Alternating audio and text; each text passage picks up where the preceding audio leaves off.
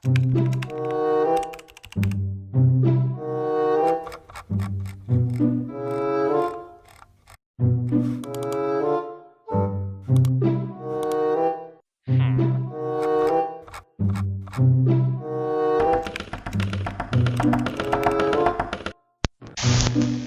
could do that.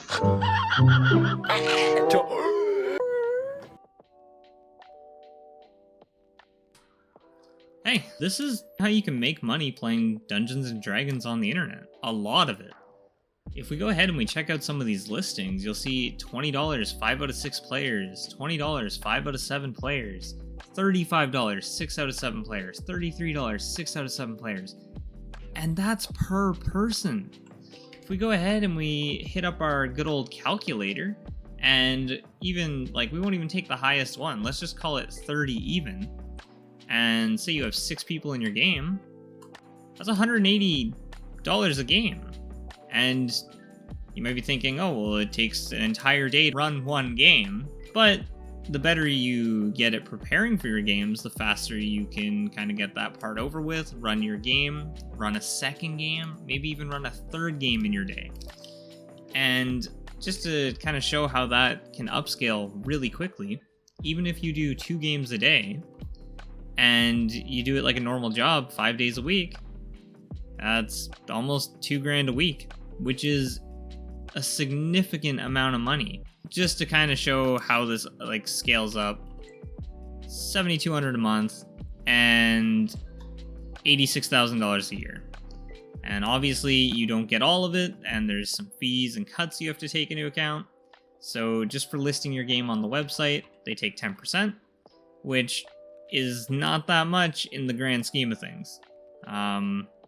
And if you have a currency other than American, you also pay a currency conversion fee. For me personally, it comes out to being 2%. And when I multiply that into my local currency, it's over $100,000 a year. I hope that kind of explanation has got somebody interested in doing this, because it can be a lot of fun. It's a great way to kind of do something that isn't going to bog you down all day, kind of look forward to doing it. It's fun to set up the games, it's fun to run the games. Yeah. And the way you kind of get started in doing this is you just head on over to Start Playing Games and you make an account. And then when you're done that, hit your little picture on the top right, and you'll have an option down here that says Become a GM or something to that effect. You'll click on it. You'll fill out your GM profile. There's this little onboarding area here, which you don't really need to worry about because it's for a section of the website that I personally don't think a lot of people use. So you'll throw in your name, some about you, your Discord stuff, a picture. Don't use anything that's copyrighted. The SPG people have like this huge thing against copyright, understandably. Go ahead and throw in all that stuff, experience, your social links. And then down here at the bottom, there's this Book a GM thing. And similar to the thing up at the top, don't worry about this. You won't be using this. I don't even use this. And just to show you what that leads to is this Find GMs button up here. You can kind of see like all these random people running games, how much they're charging, and stuff like that. No one really actually uses this section. And that's a copyrighted image. But, yeah. So what you'll end up doing is you want to get your game into this Find Games area. And the way you do that is you need to create a template. So you'll head over to the picture on the top right again, go to the drop down, Game Templates. Pop that open, and you're going to want to hit Create a Game Template. I'll just kind of run you through one of mine to show you what's kind of contained within creating one. So first things first, you get a nice, good picture for your game. SPG has a whole bunch of licensed images that are free to use. And then just kind of go from there. Create your title of your game. Try to avoid any nouns or words that people might not understand. You can throw other things in the title, like if it's a good for beginners, or if you're going to do a free session 0, anything you want to do. Throw in a description. I like to do a kind of a intro followed by a character prompt to help people kind of align their characters with the adventure and have a reason to partake in it.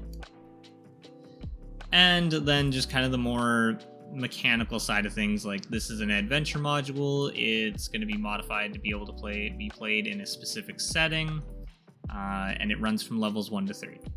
And beyond that, I do like to transition to a homebrew game focused on the player characters' backstories, yada yada yada.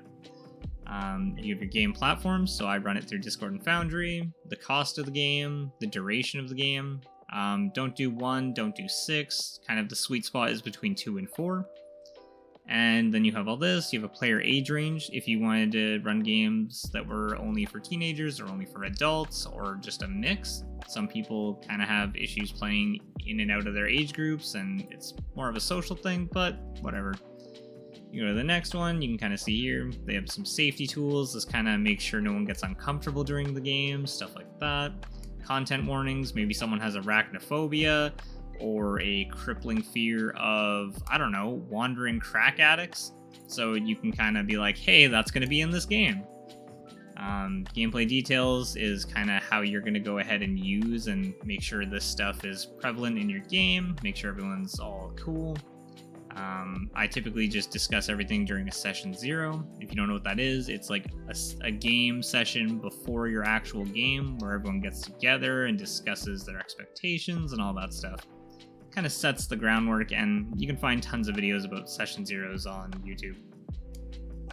And then you'll set your game balance if it's going to be like high combat, low combat, a lot of roleplay, maybe a ton of puzzles, and the type of players that would be good in this game. So if it doesn't require any experience or anything like that.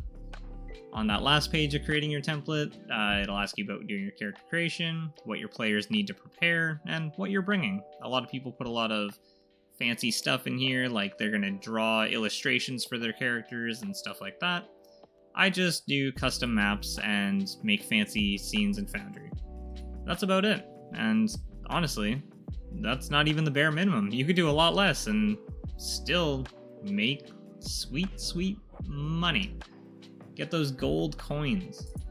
But yeah, go ahead and, I don't know why I hit save, I've already done that. But once you've submitted your game template, you'll go back to here and you'll be able to see it, and it'll be in here and it'll say something like status pending or awaiting approval. And it takes between typically 0 and 2 days for Start Playing Games to approve your template. You'll get an email saying, hey, good job, or you'll get an email saying, hey, bad job, which I've never had happen. I don't know anyone who's ever had a game template denied. But if you do have it denied, I'm under the understanding that they actually tell you why. But once that's all done, you'll have a little create adventure button. And the way this works is your game templates act as kind of a template for running multiple games. So if I wanted to run this game 4 times a week, I would just create the adventure 4 times. And I'll kind of show you what that looks like. So if we go ahead and we create an adventure, campaigns are continuous games that have multiple sessions, and then you also have one-shots, which are just like one-off games, not continuous. Campaigns do much better on this website, and for the most part, this is what people want to play. And game template, already selected, number of players, bump that up to 6. This is the minimum number of players that you're going to run the game for. If 3 people sign up, you're kind of on the hook to run the game for those 3 people. Publicly listed, you want to always have that checked so that it shows up in the Find Games section. And instantly bookable is another good thing to have checked, because otherwise, if someone's looking for a game at 2 a.m. and they want to join your game and they click on it and they have to wait for you to approve them into the game first, they're going to leave and join a different game. Humans really like that instant gratification, that instant response. It is what it is. It's better to use it. Early bird booking, I've never used this, but it's a 50% discount on the first 2 people to join your game. Could be a really good way to get some early players and kind of get the ball rolling. But we'll go ahead and we'll create this adventure. And then from here, we'll go back up to the top right and we'll hit up the Manage Adventures section. In here, you can see the adventure we just created from the template, and you can see all my other games that I'm running. If we go ahead and click on this, we can see the adventure. So it has all that information we just punched in, a little bit about us, and kind of social links, all that stuff.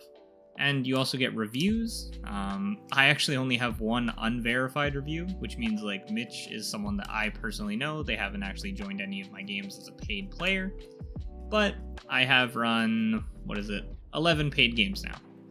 So it can kind of go to show you that you can actually start earning money with relatively little proof that you know what you're doing. But if we go ahead and we go back and we head back to that Manage Adventure section, we can edit the adventure. And this is where we're going to be setting up our schedule and what days we're running and stuff like that. So in the recruiting notes, you can punch something in like every Wednesday. And maybe you're like 3 games in and you want to also let people know that you are currently level 5. Which obviously you could be if you started at level 4. So you throw that in. This is a private note only visible to you, so I could say only visible to me, and I'll kind of show you guys where that pops up. And the prep materials. This is a very important section where you can put information for your players, and only the players that actually join your game will be able to view this information. This is where you drop your Discord link, any Google Drive information that players will need to kind of get ready for the game. And the number one complaint by players is that the information or links in this section does not work. Make sure your Discord links work, make sure any other prep links you have work, and you're gravy. Advanced options lets you set the next session number, so if you're starting at like session 1, instead of doing a 0 before pressing this button, you would set that up. If we head back up and let's say we want to run this game on Tuesdays, at 3:30 in the afternoon. Let's go ahead and just set that. Bam. So it'll schedule it in, and you always want to schedule 5 games in advance because that lets your game get picked up by the outside advertising, so it'll show up on Facebook and on other websites, and some players might see whatever cool picture you have set up and be like, dang, I want to do that. Yeah, and then I'll just go ahead and quickly save this and head back to that Manage Adventure screen. And you can see right here, the only visible to me pop up on that like private note is right there. So another thing too is if you try to delete the adventure, it won't let you because you have future sessions. So if you're gonna get rid of an adventure, you have to hop in, cancel the session, go back to your adventures, and then delete that adventure. A little extra information, if you have a game that's all set up and you have players, you can go to view requests, and this is where you will see the players in that game. You can also message the whole group. But if we open this, you can see that I have my players, you can see the prices that they're being charged. If someone's not going to be there or they're not able to make it, you can quickly adjust their price to 0 or whatever needs to be done. You can deny people the game, you can kick them, all that stuff. But that's pretty much the gist of it, getting started on Start Playing. And yeah, if you go ahead and throw up a game, it'll be in here and people can join. And I hope this was helpful. Thanks. Bye.